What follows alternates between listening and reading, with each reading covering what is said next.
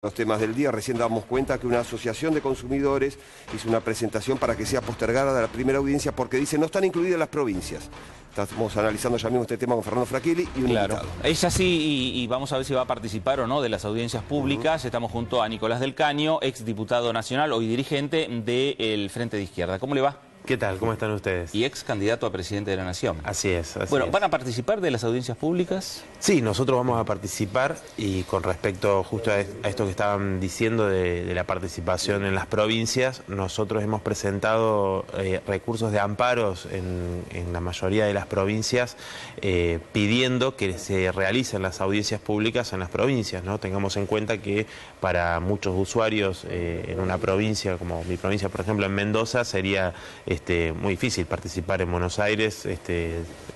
Bueno, entonces en ese sentido nos parece que el fallo de la Corte dice que tiene que haber igualdad y en este caso no la hay, ¿no? Porque no se puede participar y el tarifazo se aplicó en todo el país, ¿no es cierto? Entonces nosotros, ese es uno de los planteos que hemos realizado a través de estos amparos. Nicolás, ya seguimos. Sí. Claro, Nicolás, recién ahí estábamos escuchando también la situación socioeconómica, vamos a pedirte una reflexión, pero cerrar el tema de tarifas de las audiencias. El tema de las tarifas, digo, es muy claro. Nosotros hemos planteado la anulación del tarifazo, producto de que creemos necesario que haya una audiencia pública, una auditoría que investigue qué sucedió con los 500.000 millones de pesos que le otorgaron desde los gobiernos anteriores a las empresas concesionarias de servicios públicos privatizados. Es decir, claramente no hubo inversión.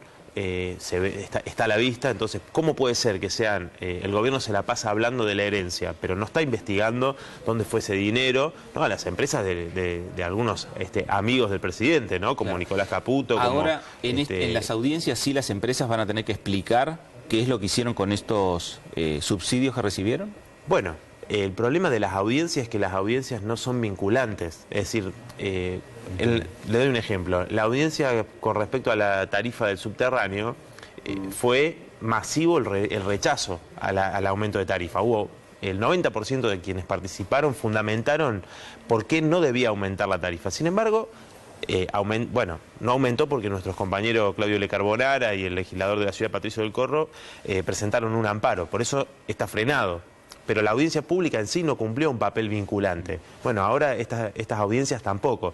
Para nosotros una audiencia pública, si se quiere, que se dio en la calle, que se dio con los ruidazos, con los tarifazos y el rechazo a este tarifazo. Por eso nos parece que el gobierno tiene que dar marcha atrás con esto. Y nos parece que la forma en la que, ya que la audiencia pública no es vinculante, la manera es seguir el camino de la lucha de los trabajadores y el pueblo. Es decir, no puede ser que las centrales sindicales estén mirando para otro lado. Ahora, con la CGT unificada han dicho que hay que ser responsable y darle tiempo al gobierno. Más tiempo, digo, el gobierno viene aplicando no solo el tarifazo, sino se conocieron los datos de la desocupación, ¿no? El desempleo que está en el 9,3% y ya está el debate si tiene que ver con el gobierno anterior, con este. Lo que está claro es que bajo este gobierno en estos últimos meses ha habido miles de despidos, ¿no? Y son cifras oficiales, tanto en el Estado como en el sector privado, ¿no? Entonces, con estas políticas que está aplicando el gobierno, claramente no se va a resolver el problema de la desocupación. La inflación va a llegar al 50%. ¿Qué paritaria hubo de un aumento del 50%? Ninguna, ¿no? Entonces realmente para nosotros es necesario un paro nacional.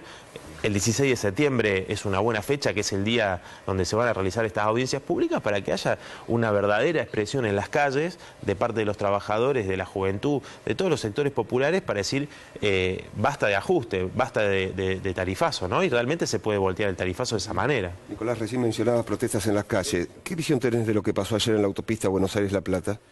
Mirá, yo creo que la protesta de ayer, agrego a tu pregunta lo que sucedió en Salta con los trabajadores del ingenio El Tabacal, que fueron reprimidos con balas de plomo, ¿no? O sea, la policía de Urtubey reprimió con balas de plomo a trabajadores que estaban protestando contra un locao patronal que lleva más de 60 días y donde el objetivo de la empresa es aplicar un cuarto turno, que sería una especie de flexibilización laboral. Ante eso hay una resistencia de los trabajadores y 4 balas de plomo entre la represión brutal del día de ayer.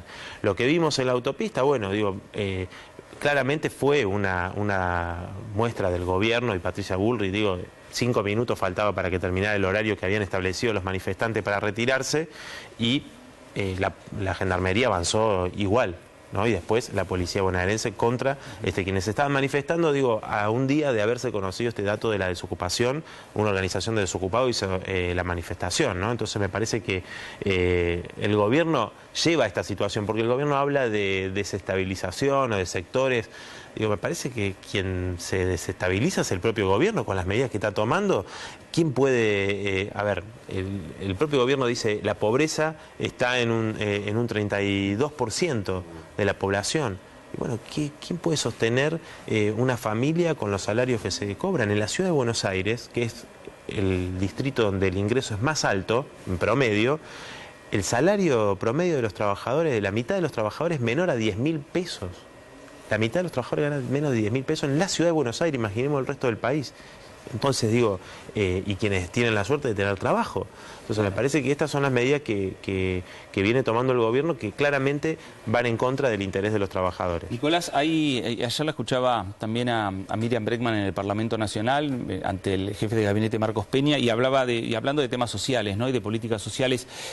Un tema que ustedes han planteado durante la campaña y durante mucho tiempo, ponerle punto final a las jubilaciones de privilegio.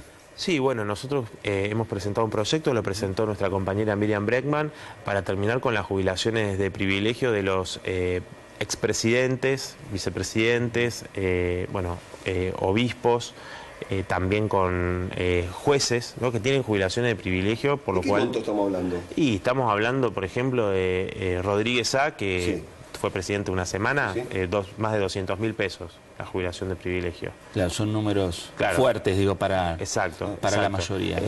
Por eso, digo, es cada vez más obsceno y es escandaloso que existan estas jubilaciones de privilegio, mientras la situación de la mayoría del pueblo trabajador se deteriora cada día más, ¿no? Por eso nosotros hemos presentado este proyecto. Hasta ahora no ha tenido eco en las demás fuerzas políticas en ni siquiera ponerlo a debate en una comisión, ¿no? Esperamos que se pueda discutir y que den las explicaciones de por qué se mantiene esto, como también nosotros presentamos un proyecto para que todos los diputados y los funcionarios políticos cobren lo mismo que lo que cobra un trabajador calificado, una maestra con 20 años de antigüedad, una directora de escuela. Es decir, queremos que se terminen con los privilegios de una casta política que siempre ha gobernado para los intereses de los empresarios, y ahora con este gobierno donde uno ve el gabinete y la mayoría son ex-CEOs, gerentes de empresa, y para esas empresas están gobernando, ¿no? El caso de Aranguren es el más elocuente y evidente de que está de los dos lados del mostrador, ¿no? Como ministro de Energía, favoreciendo a Shell, justamente de la que fue parte. Seguro. Nicolás del Caño, gracias. No, muchas gracias a ustedes.